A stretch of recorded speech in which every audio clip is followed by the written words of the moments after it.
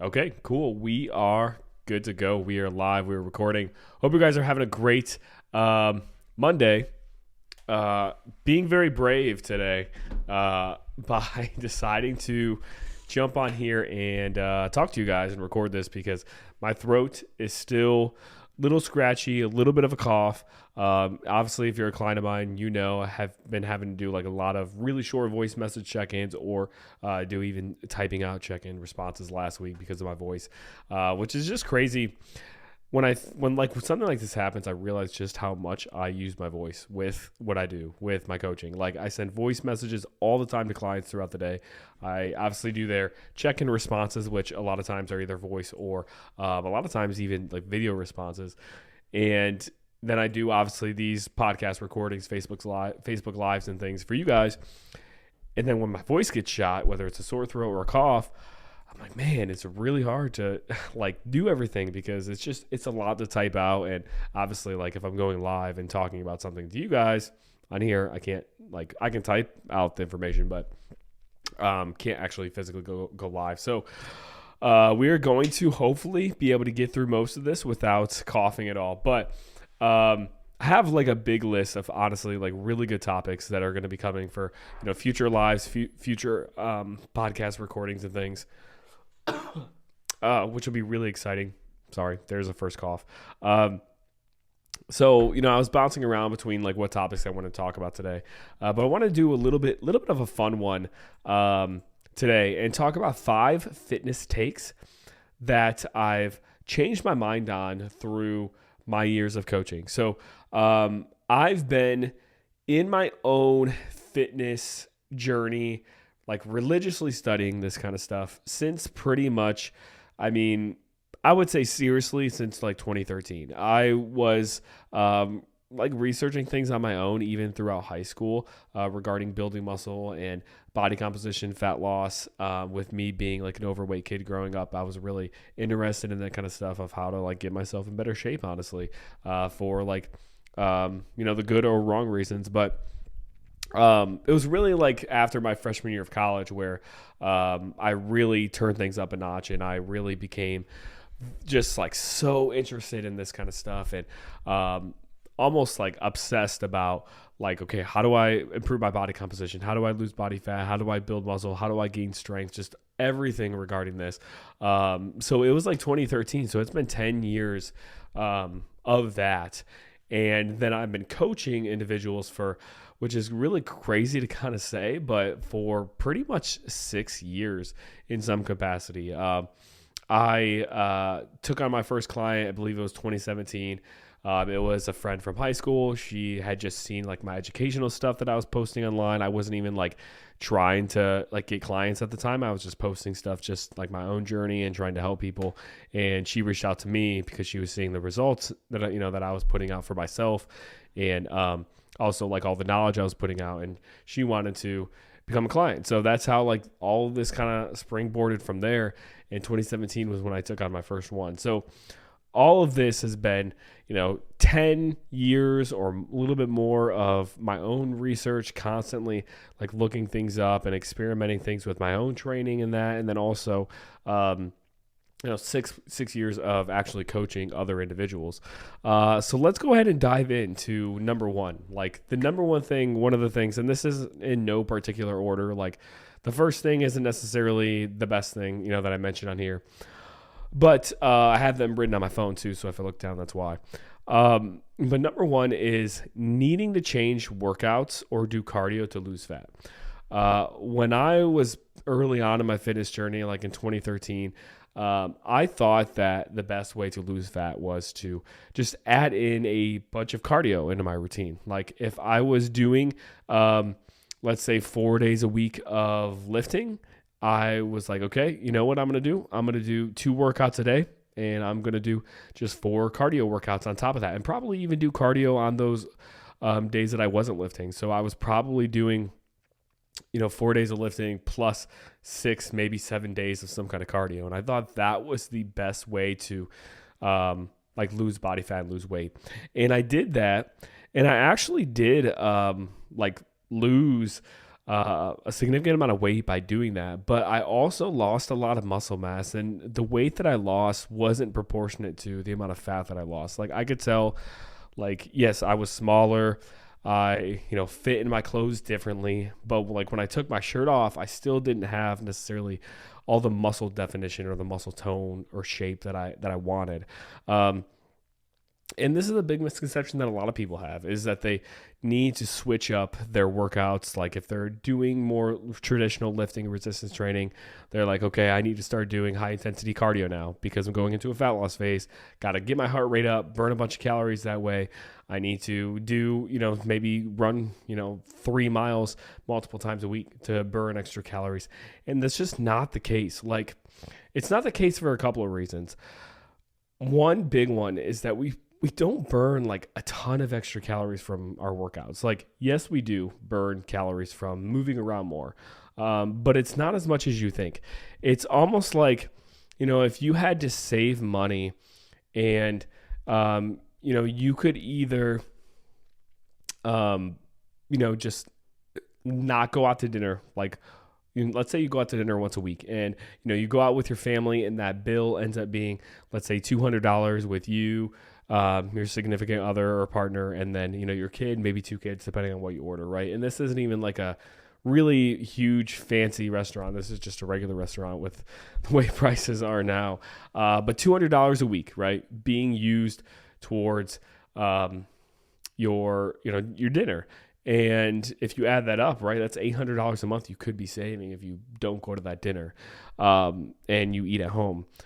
But let's say you want to save money, and instead of doing that, instead of cutting out that dinner of, $200 every single week, you decide to instead to try to save more money is to maybe work an extra hour at some local shop that's down the road, getting paid like $10 an hour or something. Or, that's how you try to make up that difference, right? So instead of making up the difference by just taking away that restaurant meal and saving money that way, you want to save more money by trying to make more money and work some very low, maybe low paying minimum wage job, where obviously like the minimum wage job in that scenario isn't the most efficient way to create that difference to save money. Whereas taking away that restaurant meal is a much more efficient way. It's just one meal a week that you're changing and you're saving, $200 versus getting a job that's paying you like an extra job on top of what you're already working that's paying you $10 an hour, and you have to work 20 extra hours to make up for that $200 restaurant bill. So it's kind of similar to like adding in extra cardio just to burn more calories versus just bringing your calories down. Like bringing your calories down is a better option in most cases, not all, because obviously there's a low end to where we don't want our calories to go below. But bringing down your calories is a much more efficient way to create the calorie deficit for a fat loss phase that we need versus just trying to add in a bunch of extra exercise on top of what we're already doing. Now, obviously, you want to make sure, you build calories up, do a priming phase like we do with our clients before entering a fat loss phase. That way you respond in the best way and more efficiently. But in general, like bringing your calories down is far more efficient. Like you could just drop calories down by a couple hundred versus having to go into the gym and go for a mile run or a 2-mile run every single day to make up for those 200 calories.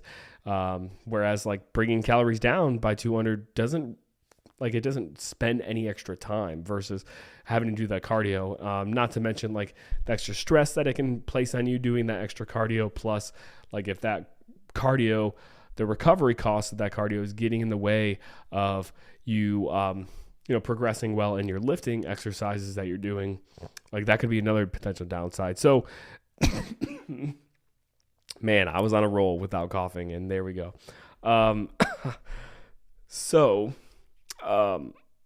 That is one big thing that I've changed, is just like the idea that you have to add in cardio. So what you want to do when it comes to fat loss is have your resistance training program in place. That way you're able to maintain and keep the muscle that you have. So when you do lose weight, you're mostly losing body fat and not muscle mass. Because if you lose muscle mass as you lose weight, like you're not going to have that tone defined look that you want. And also there's negative health downsides of losing muscle. So have your resistance training program in there to keep muscle around, whether that's just 2 days a week, whether that's 3 days a week, whether that's 4 days a week. Have that in there. Then have a step count. Or maybe you don't do steps. Maybe you track, like you could also track mileage walked. That's another way people do it. I typically do steps with clients, but you can do mileage as well. But track some kind of measurement that keeps track of your like light movement throughout the day. So how much you're just generally moving throughout the day that's low intensity, because we're trying to like burn more calories throughout our entire day versus just trying to jam in a bunch of this calorie burn in like 20 minutes in a run. And also too, like I said, it's less stressful on your body to just go on a couple of walks throughout the day that are low intensity. So it's not going to mess up your recovery. It's not going to eat into like, as far as like burning muscle instead of fat for extra calories. It's not going to cause any other kind of detrimental side effects of just having overall too much physical stress on your body. So have your step goal along with your traditional resistance training. And then depending on how many days of lifting or resistance training you're doing, maybe you can add in, a day or two of doing some kind of cardio if you just really enjoy it. But I would really encourage you, unless you really enjoy it or you're doing the cardio for the health benefits, because obviously there's a lot of health benefits of just getting your heart rate up consistently. Don't do it just for the fact of burning extra calories, because like I said, it's not that efficient of a way to burn additional calories. Thing number 2 that I've changed is that muscle groups should be worked just once per week. So that is something that I used to do when I first started my fitness journey. Really back in 2013, I would have like a leg day, a back day, a chest day, a shoulder day, and an arm day, and then just kind of repeat. And I separated everything into muscle groups. I even had, I think, a designated, maybe even like a bicep day, where literally that's all I was doing. And a lot of people do this with abs or core too. Like they'll have just an ab day. And it's much better, instead of doing that, it's much better for progress to set it up in a way where you are hitting each muscle group roughly twice per week. Just because most muscles, if you're doing the amount of sets that's optimal for making progress, where you're not doing too little to where you're not getting as much of a stimulus, or you're not doing too much to where you're just like beating a dead horse and doing a bunch of extra sets once you've already gotten everything out of that exercise session, you're probably going to recover, with an optimal number of sets. You're going to recover fully to be able to hit that muscle group again, usually within anywhere from 48 to 72 hours. It's usually around 72, but if you do have your number of sets a little bit on the low end, it could be closer to 48. But I would say most people, it's around 72 hours is a good ballpark. So if you hit legs on Monday, and like I said, you don't have a ton of extra sets in there that aren't really doing anything, you're maybe doing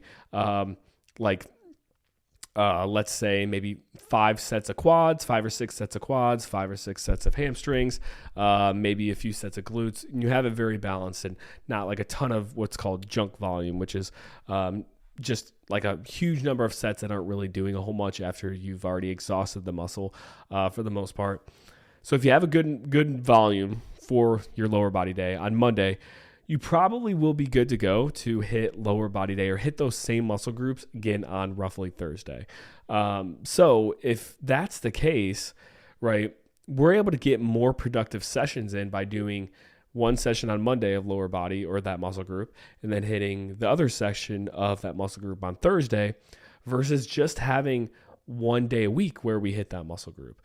Because then you have that like last half of the week where you're recovered enough to actually hit the muscle group again, but you're not really doing anything about it. So you're not getting any extra muscle stimulus or from being able to do that second session. So that's something else that I've changed is you should be hitting each muscle group on average about twice per week instead of just once per week. And some muscle groups with the right kind of programming where you're not doing too many sets, you actually can do some muscle groups even up to maybe 3 times per week and still see good progress. Usually that's a little excessive for most people depending on their goals, but Definitely 2 times a week of hitting each muscle group is much better than one. And the research is pretty clear on that. Thing number 3 that I've changed is that I used to, back in like 2013, when If It Fits Your Macros and the tracking your calories, tracking macros thing became really big. I used to be really into trying to satisfy like all of my cravings every time I made a meal, especially if I was in a fat loss phase. So, for example, like putting together like weird concoctions of like low calorie ice cream with chocolate chips with like sugar free chocolate syrup or this or that, and then like for dinner I would have all these other stuff that was thrown together that like really satisfied maybe my savory craving I was having, but were really low calorie. And I used to try to like really, okay, what are the most like sugar free or this or that or fat free options that I can eat throughout the whole entire day to make my food like have as high of a taste sensation as possible, but still low calorie to where, I stayed within my fat loss goals. And that's how I approach like all my fat loss phases. And over the years, I've kind of learned that I think a little bit more of a balanced approach is maybe best. And what I mean by that is maybe not trying to make every single meal, especially in a fat loss phase, the most delicious meal you've ever had. Now, this might sound weird because you're like, why would I want to eat something that doesn't taste good? And I'm not saying to eat something that doesn't taste good. I'm just saying to maybe not try to make everything like the most delicious thing you've ever had in your entire life for, one of multiple reasons. One is it might lead you to choosing a lot of like highly processed or ultra processed quote unquote health foods, which is fine, but they overall like you don't want them to take the place of like having fruits and vegetables, like the basics. Like you don't want to have this sugar-free ice cream and chocolate chips and that versus you could have like an apple, banana, and maybe some almonds to get your carbs and your fats in instead of that. Now, every once in a while, obviously perfectly fine to have that like sweet treat that satisfies that craving. But I'm talking every single day, trying to like, follow this approach, like this, literally the strict approach of quote unquote, literally If It Fits Your Macros, to where like, I don't really care if I'm getting my fruits and vegetables in as long as I hit my macros. That's what matters. Like, I think I've strayed a little bit more back to, okay, let's make sure I'm getting my fruits and vegetables into overall whole foods, and then, have that flexibility to have those like sweet treats that are macro friendly in there, but them not dominate my whole entire food intake, if that makes sense. And another reason too is there is some research a little bit. It's not like necessarily conclusive, but there's a little bit of research behind like if you are constantly eating foods that are like have these really high taste sensations and they're really tasty all the time, even if they are quote unquote macro friendly, you probably will crave them more. So you'll want to eat more. So even though they're macro friendly, you're going to want to eat a higher or a bigger serving of those foods versus if you had a food that is more like a whole food, like an apple or almonds and things like that, and combine those together. The apple and almonds, while they might not taste as great as like, the sugar-free ice cream and all those different concoctions, they might not taste as great, but they will probably fill you up more to where even after you've had a certain amount of calories of that food item, you might not be satisfied with the ice cream and the chocolate chips unless you have 2 servings. So like while per serving the taste might taste really, really good, you might be like tempted to eat a higher portion size of those foods just because of how good they taste, based on like the dopamine response we get when we eat super high tasty food. So that's kind of another reason why like making meals that taste extremely good, like where you like take a bite and you're like, oh my God, this is the best thing I've ever had. Those meals in a fat loss phase, if we're sacrificing like food quality to make those meals all the time, I think it can potentially have a little bit of a negative effect of you just being a little bit hungrier than if you had a meal that, yeah, this tastes good, but it's not like the most extravagant thing that you had, but it tastes good. It's good quality food. It's more whole foods. I think leaning towards that direction most of the time, not all the time. Like, we got to have fun here and we got to enjoy our food like to the fullest sometimes too. But that's kind of a shift that I've made a little bit over the, 10 years that I've been researching this and doing this. Thing number 4 that I've changed now is kind of based on a quote, or maybe not a quote, but on an idea of setting big goals. And if you fall short, you'll still achieve something, right? Like there's this saying that's like, shoot for the stars, because if you miss and fall short, at least you'll land among the moon or something like that. Or I don't know if that's some kind of saying like that, which basically means, set a goal that's super high. That way, if you don't end up reaching it, you'll still achieve something pretty big. And I agree and disagree with this statement or quote in a couple of different reasons or a couple of different ways. One way that I disagree with it, let's start with that, I guess, is when it comes to your like basic daily tasks or habits, right? Like daily actions that you're trying to achieve. So for example, like if you're going to try to follow a workout program or even a nutrition plan, or like you have a calorie goal or a macronutrient goal, I don't think it's better to say, okay, I'm going to shoot for 5 days a week, or I'm going to commit to 5 days a week. And if I fall short and end up only getting 3 or maybe 4, then it's okay. Like, I don't necessarily agree with that, because I think what happens for a lot of people, if they don't have the right mindset, is they have this goal of 5 days and they fall short and only hit 3 or only hit 4 workouts, and they beat themselves up about it, or they stress out about it because they missed that 5th day. And then they feel like they have to make up for that 5th day somehow, like next week or a couple days later. And it just causes like this feeling of always like being behind and playing catch up. And I think the same thing goes for nutrition. If like when I start clients off, I usually start them with a calorie and a protein range. And I don't typically start them off with like full macros or carb and a fat range. And that's because I don't want us to aim for, hey, let's aim for all the macros, where maybe you'll get overwhelmed and only be able to hit your calorie goal and fall short on everything else and feel like you're failing. Like even though you're hitting your calorie goal, you feel like you're failing. I think there's power in setting a goal that's challenging, but nothing that's like extremely out there as far as like actual tasks to do throughout the day. That way you're able to accomplish that task, complete it, do it, and then start to build confidence along the way. Same thing goes when I give clients a step goal. Like if I want a client to be hitting roughly 10,000 steps per day, but the very first week they're only hitting 3,000 a day, I'm not going to give them the goal of 10,000 and think, oh, I'm going to give them 10,000. And then if they fall short and only hit like 6 or 7, at least they hit 6 or 7, right? Because while that might be the case, right, they might hit 6 or 7 and that overall is good. It's an improvement from 3. From all the years I worked with clients, a lot of clients, if that happens, even though they're improving, they still feel down on themselves because they didn't hit that initial goal that was set. And it leads to a downward spiral a lot of times. So I think when it comes to daily tasks and habits and actions that you're taking every day, I don't think it's good to follow that mindset of let me put all this on my plate, and then if I only check off a few things, then that's okay.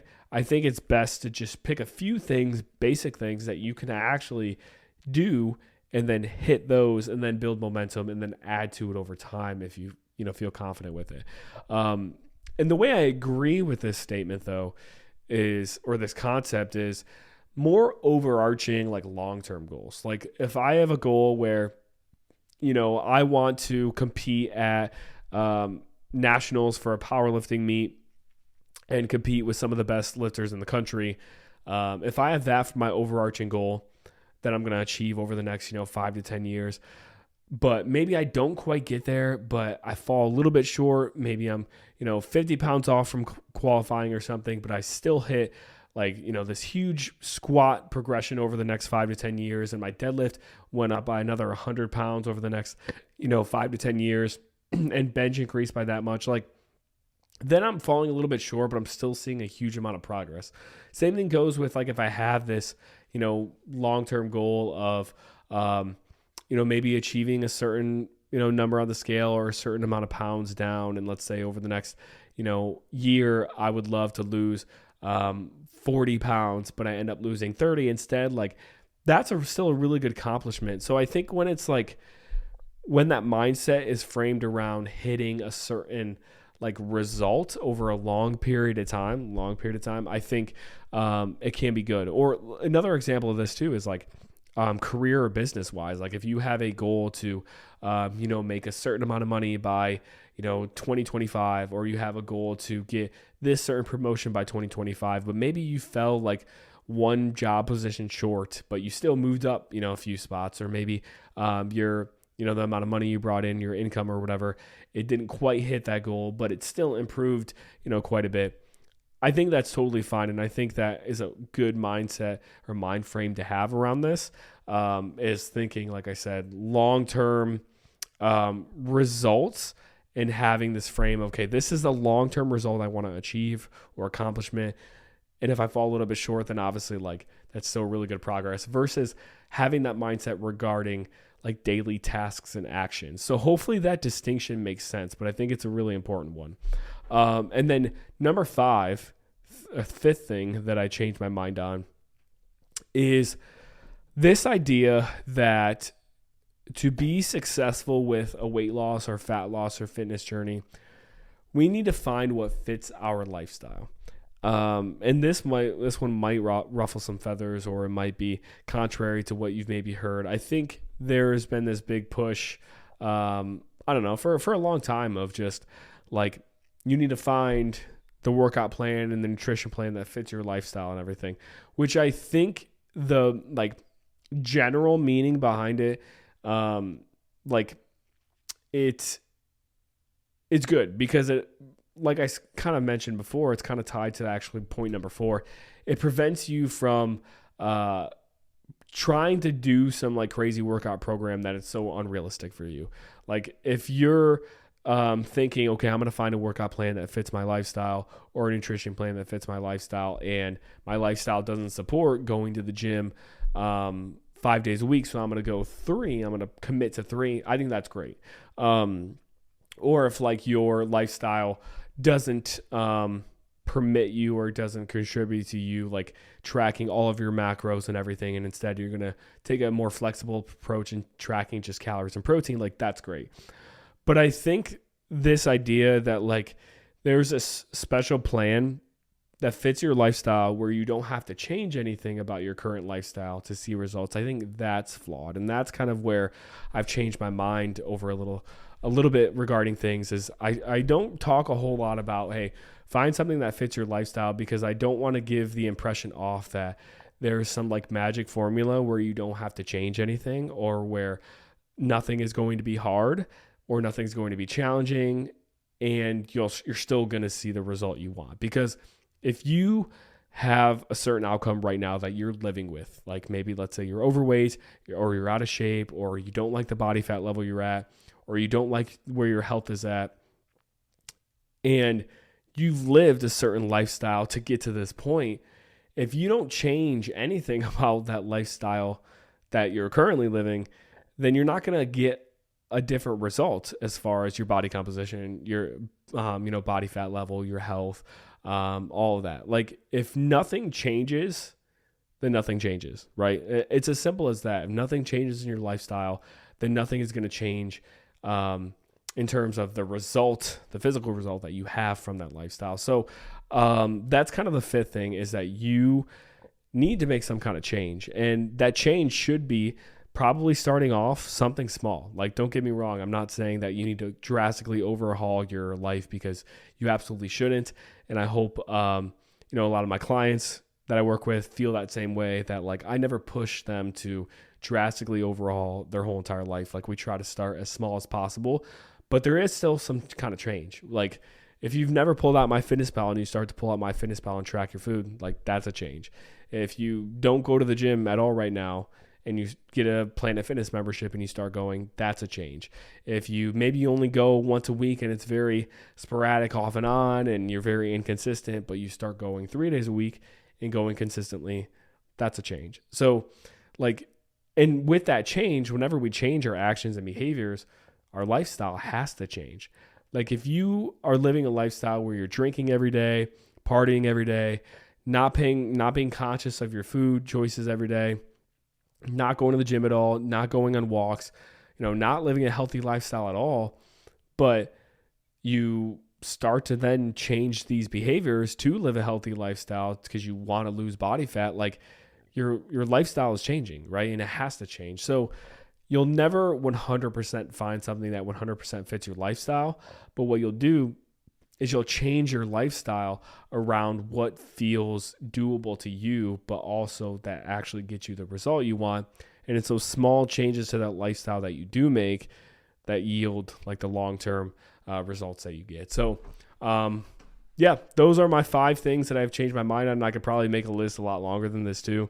But I thought this was really helpful and kind of cool to just come on here and riff about some of this stuff. So definitely let me know if anything like stuck out that was surprising to you or that you didn't expect me to say, or even like some of your opinions on some of these things that I brought up. Like, do you agree? Do you disagree? Are these some changes that maybe you've thought about in your own head too? So definitely let me know in the comments below. But appreciate you all. Hope you guys have a great rest of your Monday, and I will see you guys in the next one.